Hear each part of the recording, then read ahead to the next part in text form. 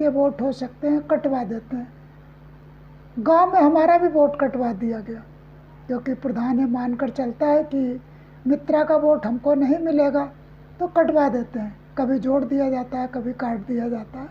ये प्रक्रिया वहाँ चलती रहती है।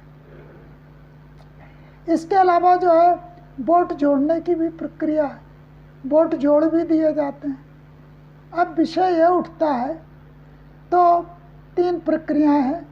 एक तो मशीन की अदला बदली, दूसरा जो है वोट जोड़कर या वोट काटकर चुनाव को प्रभावित किया जाता है।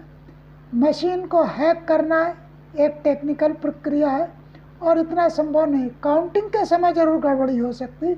जिन पार्टियों के प्रतिनिधि नहीं हैं, क्योंकि जो ईवीएम से डाटा निकलता है उसको मैन्युअली कलेक्ट करके मशीन में फीड किया जाता है, तो इधर का वोट उधर हो सकता है, जो मॉनिटरिंग होती है वहाँ पर। तो ये मैनुअल गड़बड़ियाँ संभव हैं। ख़ासतौर से निर्दलीय प्रत्याशी और छोटे दलों के प्रत्याशी जिनका कोई रिप्रेजेंटेटिव होता ही नहीं बूथ पर, तो उनके साथ ये चीटिंग हो सकती है। तो इस प्रकार हम देखते हैं कि चुनाव आयोग परेशान है, उसकी दिक्कतें हम समझते हैं। बिहार में जो एसआईआर का मामला है, लोग परेशान है, इतना वोट काट दिया। जबकि मैं बार बार कहता हूँ वोट जोड़ा किसका गया इसका भी पता करो, क्योंकि दिल्ली का सभी को पता है कि दिल्ली के अंदर जो है चुनाव में वोट काटे भी गए और जोड़े भी गए, इसलिए पूरी आम आदमी पार्टी सत्ता से बाहर हो गई अपनी अच्छी नीतियों के बावजूद।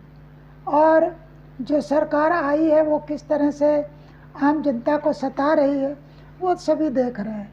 तो इस तरह से मुझे टीएन शेषन का समय भी याद आता है। मैंने एक छोटा सा पत्र लिखा था जब मेरा पहला वोट देने का अधिकार था।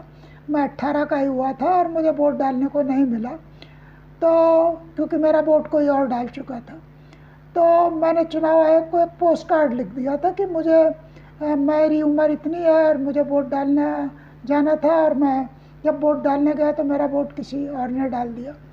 उसके बाद जो अगले चुनाव हुए उसमें जो है वोटर आईडी कार्ड बनना शुरू हो गया कि वोटर आईडी कार्ड होना जरूरी, तो अब से वोटर आईडी कार्ड चल रहा है। अब चुनाव आयोग को इस बात को समझना पड़ेगा गड़बड़ी कहाँ है। अब इस समय एसआईआर को लेकर चुनाव आयोग जिस तरह से बिहार